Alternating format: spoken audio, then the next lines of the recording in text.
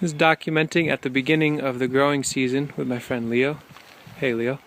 We're planting out potatoes, trying to follow a low-till, no-till style. These are saved potatoes from our root cellar that were green sprouted.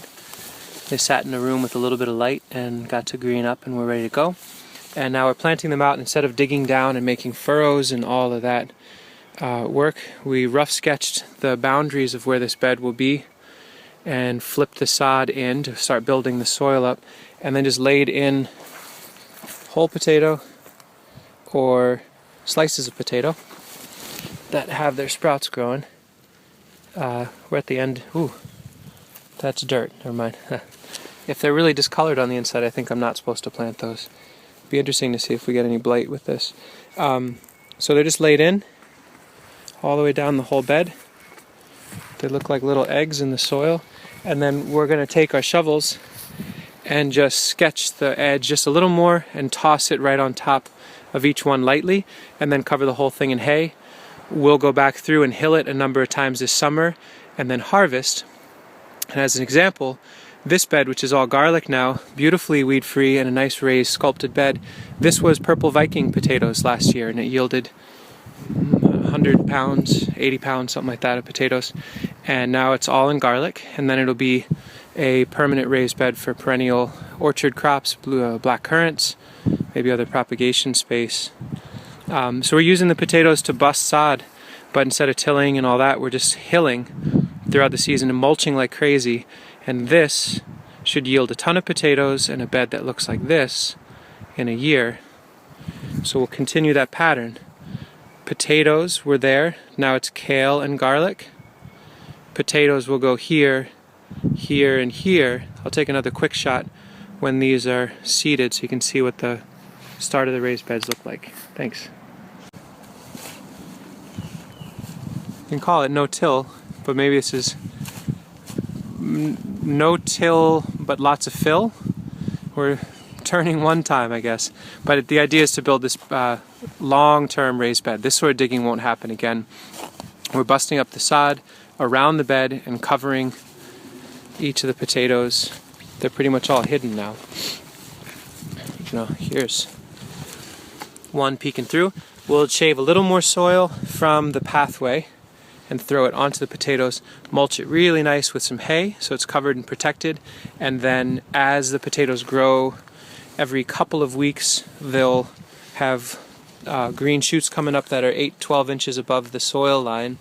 We'll throw some more soil up against that, and so the building, you know, the raised bed just gets built and built and built, but in exchange we're getting all the potatoes.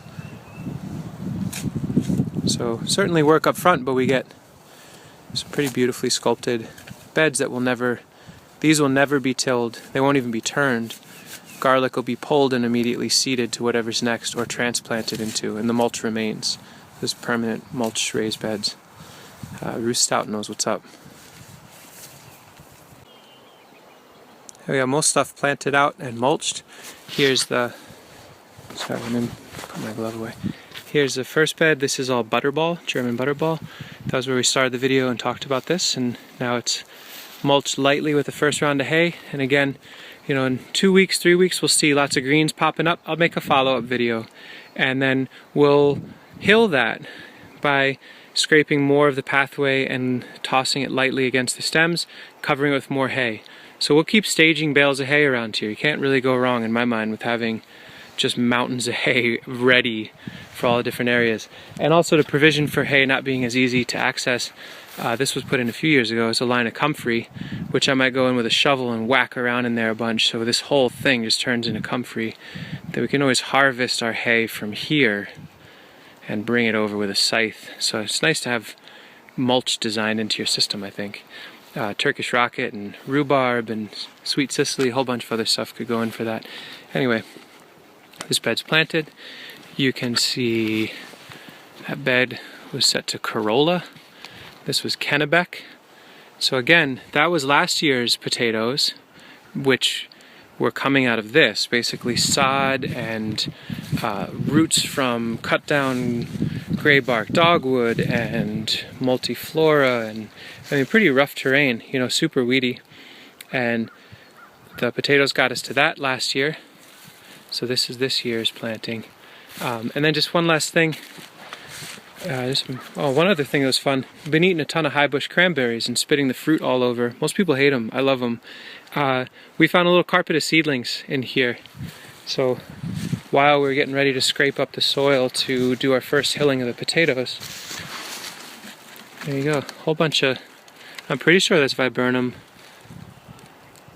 Viburnum trilobum var opulus. So it's probably European American high bush cranberry. Baby puke berry. My friend Ruth once said they were called, and it's kind of true. But they're really good when you get used to it. It's the only fresh fruit you're going to be eating in April around here, at least that I know of. We got purple Vikings planted along here. This is a young grove of hybrid chestnuts and mulberries planted every 4 feet in a grid.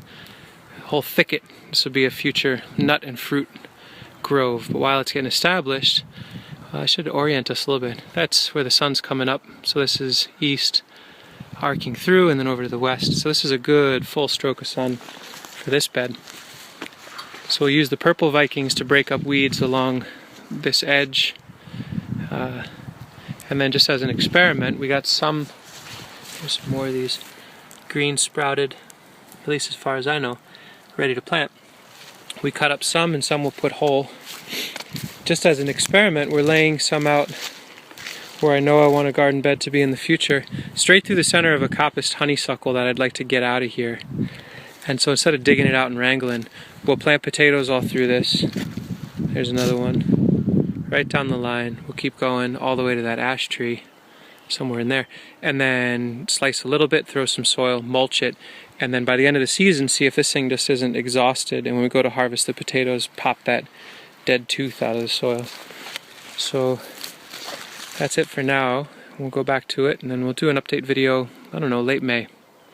Thanks for watching. Plant potatoes, grow food, it's so fun.